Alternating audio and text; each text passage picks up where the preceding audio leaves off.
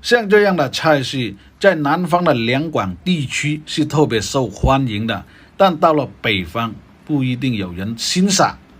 就平时我们吃的龟苓膏，如果不说出来，有很多朋友是不知道怎么做出来的。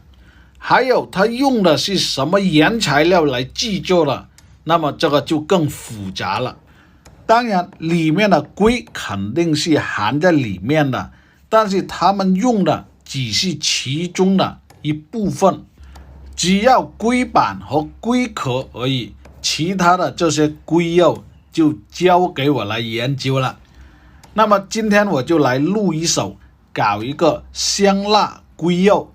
先把它砍成小块，加入适量的姜汁酒，还有盐、白胡椒碎作为底味，再把它捞拌均匀。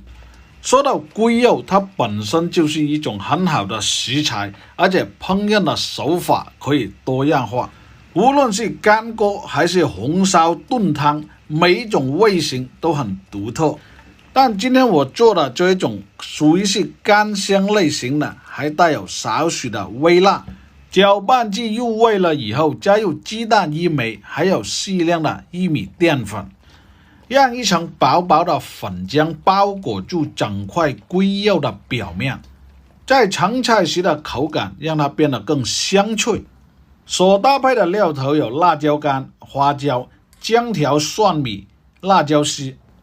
接下来开始表演，先把锅中的油烧热至160度左右，再有序的加入龟肉，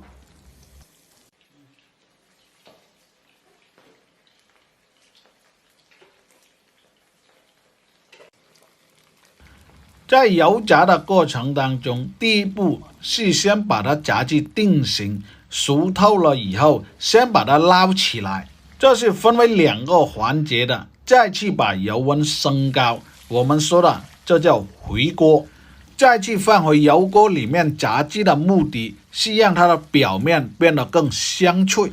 当看见整块龟肉的颜色呈现为金黄色的时候，即可把它捞出，然后再把锅中的热油盛出。接下来就是把准备好的料头放到锅里面煸炒出香味。此菜的特点是带有一定麻辣香味的，因为里面的料头其中加有花椒和辣椒干。无论是搭配哪一款的酒水，红的、白的都合适。所有的料头都煸炒出香味了以后，再加入炸好的龟肉一起同炒。在调味的时候也不需要很复杂，给它撒上适量的7味椒盐粉就足够了。如果有炒好的白芝麻或者花生米，再给它添上一把，炒至均匀了即可出锅，一道椒盐龟肉就制作完成。不知道大家有没有品尝过？葱花作为点缀，也可以起到一种增香的效果。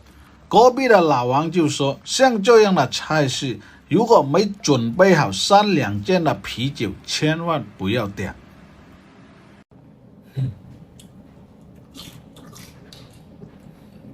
蟹都冇咁好食啊，香得嚟，但有膠質噶，試下啦。